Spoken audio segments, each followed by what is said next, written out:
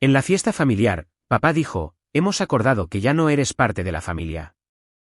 No vengas a ninguna reunión. Mi hermano se burló. No discutí, esa noche, simplemente cancelé todos los pagos automáticos. A la mañana siguiente, el chat grupal familiar estaba lleno de mensajes en mayúsculas y enojados. Me di cuenta de que algo andaba terriblemente mal en el momento en que papá me miró como si hubiera ensayado un veredicto horas antes de que llegáramos.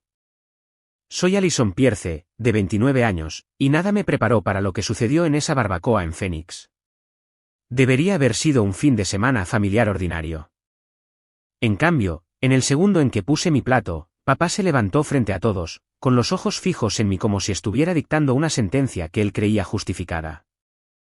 Me señaló y dijo las palabras que cayeron más pesadas de lo que podría haber imaginado: hemos acordado que ya no eres parte de la familia. No vengas a ninguna reunión. Por un momento, no pude moverme. Seguí pensando en la razón detrás de este repentino destierro. Porque, por increíble que pareciera, todo provino de un pago atrasado. 1. Admití mi error. Lo expliqué. Sin embargo, de alguna manera decidieron que era suficiente para borrarme por completo. ¿Cómo podría un solo retraso convertirse en una ejecución pública como esta? A su lado, mi hermano estaba de pie con los brazos cruzados, una risa silenciosa se le escapaba, como si la escena hubiera sido creada para su entretenimiento. Nadie cuestionó a papá. Nadie pidió contexto. El silencio a mi alrededor decía todo lo que ellos pensaban que yo merecía. No me defendí. Simplemente salí, conduje a casa, abrí mi computadora portátil y cancelé todos los pagos automáticos que había estado cubriendo durante años, incluyendo las cuotas de la JOA, el seguro del coche y parte de sus gastos comerciales. Si creían que ya no era parte de la familia, entonces podrían vivir exactamente como si no lo fuera. A la mañana siguiente, el chat grupal familiar explotó con furiosos mensajes en mayúsculas. Antes de continuar, deja un comentario diciéndome si crees que un solo error debería darle a una familia el derecho de excluir a alguien tan completamente, porque necesito saber si alguien más ha vivido algo tan extremo. Muchos meses antes de esa reunión de barbacoa, las cosas en mi familia ya habían comenzado a salirse de control, incluso si nadie quería admitirlo. Durante ese tiempo, mis días giraban casi por completo en torno a mi trabajo en un centro de atención médica en Phoenix, donde los turnos a menudo se extendían mucho más allá de lo que estaba escrito en el horario. Me movía de habitación en habitación con gráficos en mis manos y responsabilidades apiladas sobre mis hombros, tratando de seguir el ritmo de una carga de trabajo que rara vez disminuía. Pensé que equilibrar largas horas y plazos ajustados era la parte más difícil de mi rutina. Sin embargo, la verdadera tensión me esperaba cada vez que mi teléfono se encendía con un nombre familiar. Mamá solía llamar a última hora de la tarde cuando sabía que acababa de terminar el trabajo, y su voz llevaba una mezcla de suavidad y expectativa que nunca había cuestionado realmente. El patrón era casi predecible porque ella se relajaba en una conversación antes de mencionar una cuota de la JOA atrasada o un pago médico que requería mi atención, o el seguro mensual del coche que papá no podía cubrir a tiempo. Ella siempre explicaba el problema con la misma seguridad de que lo manejarían todo el mes siguiente. Aunque el mes siguiente llegaba con una nueva historia y otra obligación de la que esperaban que yo me encargara. Seguí diciéndome que apoyarlos era lo correcto porque eran mis padres y los padres no deberían luchar solos. Pero las solicitudes nunca se detuvieron el tiempo suficiente para que yo me recuperara de las anteriores. La presión constante creó un ritmo que dio forma a toda mi rutina y lentamente me adapté a él sin darme cuenta de cuánto espacio consumía en mi vida. Durante una de esas semanas, también tuve que lidiar con la forma en que mi hermano se movía por la vida con un nivel de libertad que no se ajustaba a nuestra realidad. Fue la primera vez que registré completamente lo diferentes que se habían vuelto nuestros roles. Así que lo presenté correctamente en mi propia mente.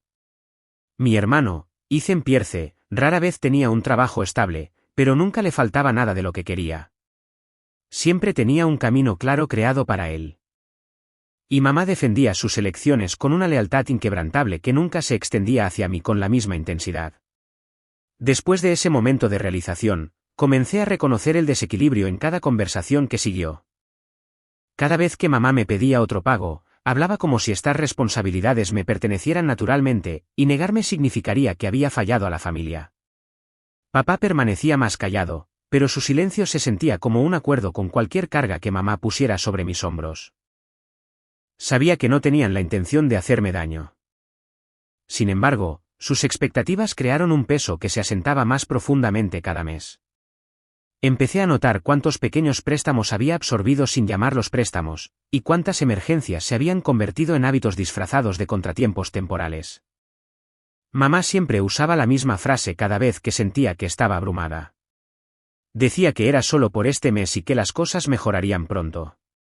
Pero la historia seguía repitiéndose de una manera que hacía que esas palabras perdieran su significado. Hubo momentos en los que consideré establecer límites. Sin embargo, me convencí de que hacerlo me haría parecer egoísta. Me dije a mí misma que podía manejar todo si me mantenía organizada, prestaba atención a mis cuentas y ajustaba mis gastos, aunque el costo emocional se hizo más pesado que el financiero. Cada solicitud mermaba la energía que necesitaba para mi propia vida, y comencé a sentirme agotada sin una forma clara de expresarlo. Llevaba la tensión conmigo durante cada turno y trataba de dejarla atrás cuando terminaba mi jornada, pero me seguía a casa como una obligación que se negaba a esperar hasta la mañana. Para cuando pasaron esos meses, la tensión se había entrelazado en cada parte de mi rutina, y aprendí a seguir adelante sin abordar lo que lentamente me estaba agotando. Entonces no lo sabía, pero el desequilibrio finalmente chocaría con todo lo que vendría después. Una semana antes de la barbacoa, pensé que todo entre mis padres y yo todavía era manejable, a pesar de que la presión por el dinero se había vuelto más pesada de lo que quería admitir. Estaba a mitad de un turno doble cuando mamá llamó para decir que ella y papá estaban planeando una pequeña escapada familiar a Miami. Dijo que necesitaban que alguien cubriera parte del costo inicial porque los precios subían rápidamente e insistió en que debía hacerse en el mismo día. Apenas tenía tiempo para respirar entre pacientes. Sin embargo, le aseguré que me encargaría porque ayudarlos todavía se sentía como lo natural. Colgué y regresé al caos de la clínica donde mi energía ya estaba agotada. Me movía de habitación en habitación tratando de mantenerme concentrada mientras el turno se prolongaba más de lo esperado. La batería de mi teléfono llegó lentamente a su límite, y para cuando me di cuenta de que estaba casi muerta, no tuve oportunidad de enchufarlo. Me dije a mí misma que me ocuparía del pago una vez que llegara a casa. Pero la noche se escapó más rápido de lo que anticipé. A la mañana siguiente, me desperté con una serie de llamadas perdidas y un mensaje de voz de mamá que sonaba más frío de lo habitual. Dijo que el pago no se había realizado y que se habían visto obligados a ajustar sus planes. La llamé inmediatamente para disculparme, explicando que el turno había sido abrumador y que mi teléfono se había quedado sin batería antes de que pudiera terminar todo. Intenté hablar con calma porque creía que la situación podría resolverse con comprensión. En lugar de aceptar la explicación, me dijo que necesitaba ser más responsable y que nunca cumplía lo que prometía. Su decepción se sintió más pesada que el error en sí, especialmente cuando papá repitió la misma crítica más tarde ese día. Su tono dejó claro que no estaban interesados en escuchar nada más allá del plazo incumplido. Más tarde esa tarde, recibí una notificación de Facebook. Ethan, que casi no había participado en las responsabilidades familiares, había publicado una actualización vaga que sentí dirigida a mí, aunque nunca escribió mi nombre. Se burló y escribió que algunas personas aman actuar de manera confiable hasta que algo pequeño expone sus verdaderas prioridades, seguido de una serie de emojis de risa. La publicación rápidamente obtuvo reacciones de parientes que ya creían que yo debía encargarme de cada detalle logístico de la familia. Sentí una mezcla de vergüenza y frustración porque nunca le había pedido a Ethan que interviniera en nada.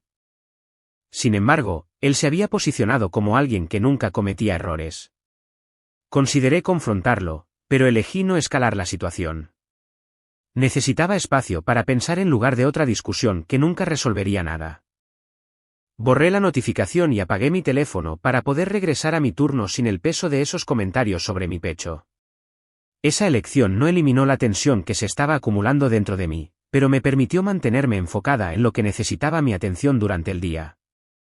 La situación de Miami persistió en mi mente mucho después de que la llamada terminó porque reveló algo que había estado ignorando durante demasiado tiempo.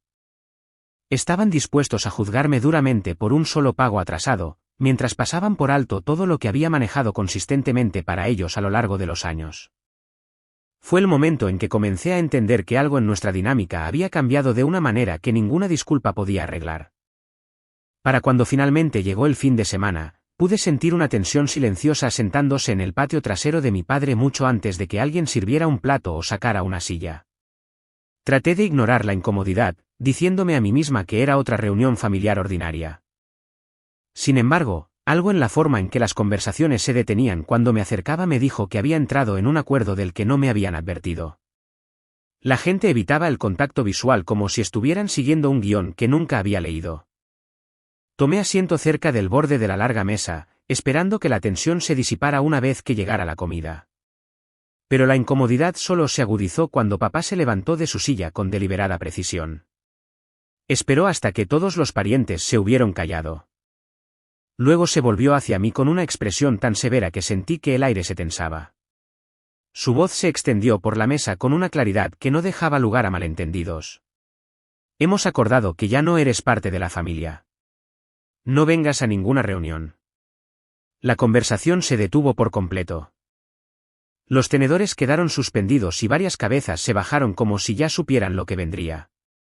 Fue una declaración entregada como un veredicto, no un momento de ira, y la finalidad en su tono dejó claro que esto no era una petición, sino una decisión ya grabada en piedra. Mamá permaneció sentada a su lado sin levantar la vista. Dobló las manos en su regazo, negándose a mirarme a los ojos, y esa negación dijo más que cualquier palabra que pudiera haber pronunciado. Entonces Ethan me miró en mi dirección, y el pequeño rizo de su boca reveló lo satisfecho que estaba de verme acorralada. No hizo ningún intento de ocultar su diversión, recostándose, como si la escena que se desarrollaba fuera un entretenimiento por el que había pagado para ver. Reconocí la distancia en su postura, una señal de que, sea lo que sea que esta decisión significara para mí. Él había estado preparado para ello mucho antes de que papá lo dijera en voz alta. Sentí que varios parientes se movían en sus asientos, pero nadie intervino ni cuestionó la declaración. El silencio alrededor de la mesa me oprimió, sin embargo, me negué a darles la reacción que esperaban. En lugar de defenderme o exigir justificación, me puse de pie lentamente, empujando mi silla con una calma que no sentía del todo. No le dije nada a papá. No le ofrecí nada a mamá. Miré brevemente a Ethan, quien esperaba una discusión y le negué la satisfacción. Luego me alejé de la mesa con pasos firmes, negándome a mirar hacia atrás, incluso cuando escuché a alguien susurrar, sin saber si llamarme o dejarme ir. El camino a casa pasó como un borrón. Pero en el momento en que entré en mi apartamento, la claridad se apoderó de mí como una advertencia final. Abrí mi computadora portátil, inicié sesión en todas las cuentas vinculadas a su conveniencia y comencé a cerrar cada obligación financiera que había estado manteniendo. El pago de la JOA desapareció primero, seguido de las pólizas de seguro y cada cargo recurrente vinculado a los vehículos de papá. Cada cancelación eliminó un hilo invisible que me ataba a las expectativas que habían construido a lo largo de los años. El proceso fue meticuloso, no emocional, y con cada correo electrónico de confirmación que llegaba a mi bandeja de entrada, sentí cómo se desprendía el peso de la obligación. No hubo pensamientos dramáticos ni dudas persistentes cuando terminé, solo una tranquila certeza de que había dado el primer paso hacia una separación que habían anunciado antes de que yo siquiera la considerara posible. Cerré mi computadora portátil una vez que todos los pagos fueron terminados, sabiendo que las consecuencias aparecerían pronto, pero sintiéndome extrañamente estable de una manera que no había sentido en años. La mañana siguiente llegó con una especie de silencio pesado que se posó sobre mi apartamento incluso antes de que revisara mi teléfono. Cuando finalmente desbloqueé la pantalla, el chat grupal familiar ya estaba desbordado de mensajes que se acumulaban más rápido de lo que podía leerlos. El tono del hilo había cambiado durante la noche a algo acusatorio y agudo, formado por largos párrafos de mis padres y comentarios más cortos y directos de parientes lejanos que nunca se habían molestado en hablarme directamente a menos que hubiera chismes que compartir. Sus palabras cuestionaron mis intenciones, mi lealtad e incluso mi madurez, como si un solo momento en una comida en el patio trasero pudiera borrar todo lo que había hecho a lo largo de los años. Deslicé lentamente cada mensaje, tratando de entender cómo habían construido una narrativa en la que yo había interrumpido deliberadamente una reunión pacífica. Varias tías escribieron explicaciones sobre cómo mi actitud había sorprendido a toda la mesa. Un primo repitió una de las quejas de papá como si fuera un hecho confirmado. Alguien más añadió que había avergonzado a la familia sin ofrecer ningún contexto. Cada nuevo bloque de texto tensaba la presión dentro de mi pecho. Sin embargo, no pude responder. Dejé el teléfono, Respiré hondo y luego lo volví a tomar porque las notificaciones seguían llegando. Mamá y papá comenzaron a llamar unos minutos después. Vi la pantalla encenderse mientras me sentaba inmóvil en el sofá, sin querer responder cuando sabía que la conversación solo seguiría el mismo guión. Volvieron a llamar después del primer intento, luego una tercera vez. Su persistencia no tenía nada que ver con la preocupación. Querían control, no comprensión. Dejé que cada llamada sonara hasta que se cortó naturalmente, y por primera vez en años, sentí que se formaba un límite en lugar de culpa. A medida que avanzaba la mañana, mis parientes pasaron de los comentarios grupales a los mensajes privados. Su tono mezclaba diversión con juicio, como si burlarse de mí de alguna manera restaurara el equilibrio de la familia. Uno escribió que yo había arruinado una tarde agradable para todos. Otro sugirió que debería disculparme públicamente. Alguien más dijo que el anuncio de papá había sido difícil para ellos de escuchar, pero necesario. Leí esas líneas con la creciente comprensión de que ninguno de ellos quería la verdad. Solo querían un objetivo conveniente. Ethan me contactó por separado, eligiendo enviar un mensaje de texto en lugar de comentar en el chat grupal. Su mensaje insistía en que yo me había buscado toda la situación. Dijo: papá no tuvo otra opción después de mi comportamiento, y agregó que yo había herido a mamá más de lo que me daba cuenta. No hubo reconocimiento de cómo me había tratado, ni sentido de responsabilidad por su papel en todo lo que había sucedido. Su tono implicaba que hablaba con autoridad, como si representara a toda la familia. Cerré el mensaje sin responder porque involucrarme con él solo profundizaría la herida. Una tranquila claridad se instaló en ese momento. Abrí mi computadora portátil y accedí a los registros financieros de la pequeña empresa familiar que había apoyado silenciosamente durante años. La inversión inicial que había proporcionado había ayudado a mantener varios proyectos en funcionamiento. Mi decisión de retirarme ahora parecía atrasada.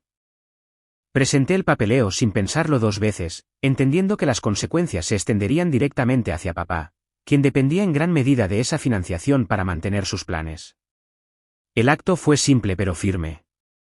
Cuando el papeleo se finalizó, abrí una carpeta que contenía años de facturas y recibos guardados. Ver la evidencia física de mis contribuciones me ayudó a restaurar una sensación de arraigo que me había estado faltando. Reuní los documentos en pilas organizadas, sintiéndome más fuerte con cada página que ponía en orden. Aunque las consecuencias de la barbacoa habían creado una tormenta de acusaciones, recolectar estos registros me recordó que la realidad no estaba formada por su versión de la historia, sino por la verdad que yo llevaba conmigo. La semana siguiente, una serie de acontecimientos se desarrollaron con una velocidad que tanto me asombró como clarificó todo lo que había sentido que se gestaba bajo la superficie durante años. Había esperado silencio de mis padres después del caos del chat grupal.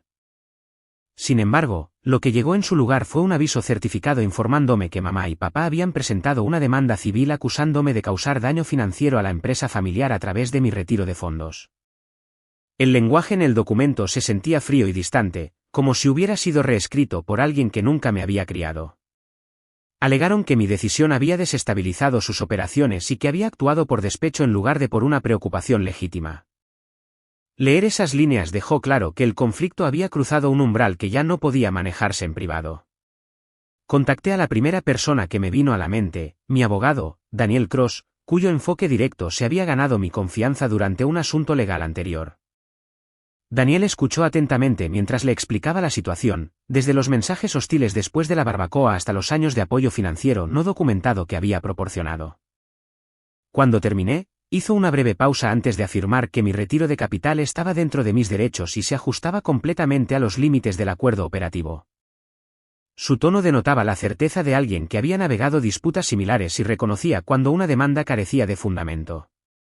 Daniel revisó los documentos de mamá y papá, notando las amplias acusaciones y la ausencia de violaciones contractuales específicas. Señaló que su demanda se basaba en gran medida en afirmaciones emocionales en lugar de sustancia legal, lo que nos daba motivos para responder con firmeza. Después de confirmar que mis contribuciones nunca habían estado ligadas a obligaciones continuas, recomendó presentar una contrademanda basándose en que mamá y papá habían desviado repetidamente fondos de la empresa a gastos personales. Un uso indebido que conllevaba una responsabilidad significativa según las regulaciones estatales. Siguiendo su consejo, autoricé a Daniel a proceder. Redactó una solicitud de auditoría interna realizada por una firma independiente para examinar los registros financieros de la empresa. La decisión se sintió necesaria en lugar de agresiva, especialmente después de revisar años de recibos. Había guardado silenciosamente muchos de ellos que documentaban gastos no relacionados con las operaciones comerciales. Daniel presentó la solicitud de auditoría, explicando que la transparencia fortalecería nuestra posición y me protegería de futuras acusaciones. Cuando los auditores entregaron sus hallazgos preliminares, las inconsistencias eran demasiado significativas para ignorarlas. Pagos etiquetados como costos operativos se habían aplicado a viajes personales, renovaciones de casas y compras no relacionadas. Nada de ello equivalía a un comportamiento criminal, sin embargo, el patrón mostraba un claro desprecio por los límites financieros. Daniel leyó el informe con una expresión controlada, luego me dijo que estos resultados cambiarían drásticamente el caso. Las demandas en mi contra ahora parecían retaliatorias en lugar de legítimas. La noticia de la disputa llegó a los miembros de la familia extendida a través de las redes sociales. Ethan hizo una publicación pública implicando que había traicionado a la familia una vez más, evitando mi nombre pero sin dejar dudas sobre su objetivo. Sin embargo, la reacción fue diferente al coro de juicio anterior. Varios parientes desafiaron su narrativa, haciendo referencia a los resultados de la auditoría que habían comenzado a circular discretamente entre aquellos que mantenían conexiones con la empresa. Por primera vez, la historia ya no estaba formada únicamente por mamá, papá o Ethan. La verdad había cobrado su propio impulso. Mientras Daniel preparaba nuestra respuesta formal, me di cuenta de que la situación había pasado del caos emocional a una confrontación estructurada en la que los hechos tenían más peso que las acusaciones. El proceso legal sería lento. Sin embargo, por primera vez, me sentí arraigada en lugar de abrumada. La verdad ya no estaba confinada a mis recuerdos. Había sido documentada, verificada y puesta en manos de alguien que sabía cómo defenderla. Unas semanas más tarde, las consecuencias legales y financieras que se habían estado desarrollando silenciosamente en segundo plano salieron a la superficie con una claridad innegable. La auditoría interna que Daniel solicitó concluyó con un informe formal presentado a la Oficina Reguladora del Estado y los hallazgos desencadenaron una revisión inmediata de la empresa familiar. Lo que siguió fue una serie de sanciones por incumplimiento emitidas por el uso indebido de fondos operativos, cada una basada en transacciones documentadas que estaban fuera del alcance permitido de los gastos comerciales. Ninguna de las violaciones fue lo suficientemente grave como para amenazar la existencia de la empresa. Sin embargo, el impacto fue lo suficientemente sustancial como para imponer una presión financiera a mamá y papá que nunca habían anticipado cuando presentaron su demanda en mi contra. La decisión administrativa incluyó una orden que les exigía devolver la cantidad total del capital que yo había retirado junto con una compensación legal basada en el valor de los fondos durante el periodo de uso indebido. Cuando Daniel explicó la decisión, destacó que el resultado no era una victoria personal, sino una medida correctiva estándar según la ley corporativa estatal. Aún así, escuchar que los fondos que había aportado a lo largo de los años serían restaurados me proporcionó una sensación de cierre que nunca había esperado recibir. El tribunal no enmarcó la decisión como un castigo. En cambio, reconoció que mis contribuciones habían sido tratadas informalmente durante demasiado tiempo y que era necesario restablecer los límites adecuados. Los efectos dominó se extendieron más allá de las sanciones regulatorias. Sin el colchón financiero en el que antes confiaban, mamá y papá terminaron varios gastos discrecionales, lo que afectó inmediatamente a Ethan. Sus gastos de vida habían sido respaldados con los fondos de la empresa, un hecho que se volvió imposible de mantener una vez que los resultados de la auditoría se formalizaron. En poco tiempo, Ethan tuvo que desalojar la casa de alquiler que había ocupado y buscar trabajo temporal. Envió algunos mensajes vagos en las redes sociales insinuando circunstancias injustas. Sin embargo, esas publicaciones atrajeron poca simpatía. Algunos parientes conscientes de la situación a través de las discusiones de la auditoría cuestionaron las decisiones que habían llevado a este resultado. Sus respuestas reflejaron un cambio en la forma en que la familia veía la cadena de eventos y el favoritismo tácito que había marcado gran parte de mi pasado ya no parecía sostenible. Poco después de que se finalizara la decisión, mamá y papá intentaron contactarme a través de múltiples canales. Enviaron largos mensajes solicitando una conversación, seguidos de repetidas llamadas instando a tener la oportunidad de hablar como familia y restaurar una conexión que, según ellos, había sido dañada por un malentendido. Su tono difería de las acusaciones que una vez usaron. Sin embargo, el contraste solo reforzó lo condicional que siempre había sido su voluntad de comunicarse. Bloqueé sus números después de leer los primeros mensajes, consciente de que cualquier conversación estaría impulsada por la desesperación financiera en lugar de una genuina rendición de cuentas. Negarme a reconciliarme no fue impulsivo ni vengativo. Fue el primer límite que establecí sin dudar ni sentir culpa, una elección moldeada por años de desequilibrio que tardé demasiado en reconocer. La distancia se sentía firme en lugar de solitaria. Y por primera vez, entendí que la paz a veces proviene de negarse a reabrir puertas que se cerraron por acciones deliberadas en lugar de accidentes.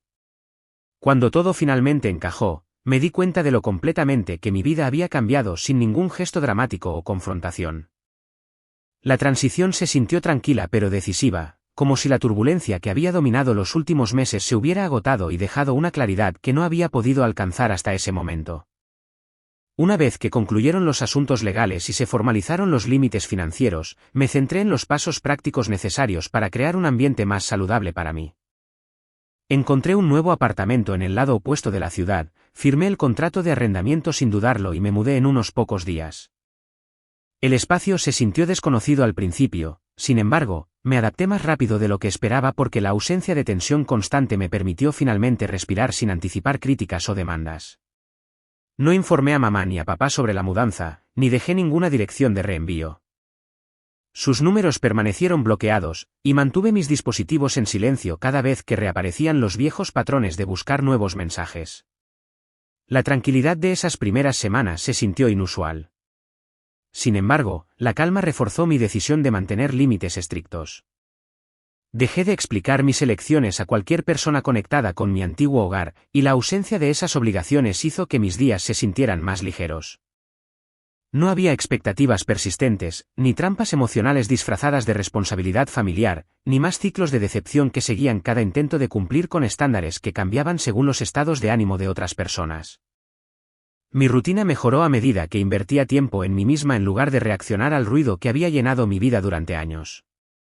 Exploré pasatiempos que una vez abandoné debido al agotamiento, leí durante las noches sin interrupción y creé un horario semanal que se centraba en mi bienestar físico en lugar de las obligaciones financieras. La estabilidad recién descubierta destacó lo poca paz que había experimentado antes. Se hizo obvio que el caos del pasado nunca había sido accidental. Se había normalizado por la repetición. Alejarme de ese entorno reveló lo distorsionada que se había vuelto mi sentido de la responsabilidad. Un pariente lejano se comunicó poco después de que la decisión del tribunal circulara entre los miembros de la familia extendida. Envió un breve mensaje expresando su apoyo y me animó a seguir protegiendo mis límites. Su mensaje no solicitó explicaciones ni actualizaciones, y nunca volvió a contactarme. Ese único gesto tuvo más sinceridad que los elaborados discursos que mi familia inmediata había usado en el pasado cada vez que intentaban justificar su trato. Agradecí su respeto por mi privacidad, lo que reforzó la idea de que el apoyo no requiere intromisión. A medida que pasaban las semanas, me di cuenta de que no tenía ningún deseo de reconstruir ninguna parte de las relaciones que habían marcado mi infancia. No extrañaba los chats grupales, las reuniones familiares obligatorias de vacaciones, ni la sensación de pesadez que acompañaba cada interacción. La distancia me permitió comprender que el amor no debe estar condicionado al cumplimiento ni medido por la contribución financiera. Creé un hogar que reflejaba mis prioridades en lugar de las obligaciones impuestas por otros. Por primera vez, me sentí completamente responsable de mi futuro sin cargar con el peso de la culpa que una vez había definido tantas de mis decisiones. Los límites ya no se sentían como un escudo contra el conflicto. Se convirtieron en una forma de respeto propio que guiaba cada elección que hacía. Ya no reaccionaba por miedo a decepcionar a las personas que se beneficiaban de mi silencio. La paz que encontré en mi nueva vida no provino del aislamiento, sino de la comprensión de que finalmente estaba viviendo de acuerdo con los valores que yo misma definía. El pasado podía permanecer donde correspondía sin eclipsar las partes de mi vida que aún tenían espacio para crecer. Los límites saludables son una forma esencial de autoprotección, especialmente cuando la amabilidad es tratada repetidamente como una obligación en lugar de un regalo. Alejarse de dinámicas dañinas no convierte a alguien en desleal. Refleja una comprensión del valor personal y los límites emocionales. Cuando las personas abusan de la generosidad o manipulan la responsabilidad para mantener el control, la respuesta más poderosa es elegir la paz sobre la participación continua. El crecimiento comienza cuando dejamos de pedir disculpas por protegernos. Gracias por acompañarme a lo largo de toda la historia. Tu tiempo y presencia significan más de lo que sabes. Y espero que esta experiencia fomente una reflexión significativa sobre los límites, las expectativas familiares y el coraje de elegir un camino más saludable. Me encantaría escuchar tus pensamientos, ideas personales o experiencias similares. Por favor, comparte tu perspectiva en los comentarios porque tu voz añade profundidad a cada historia contada.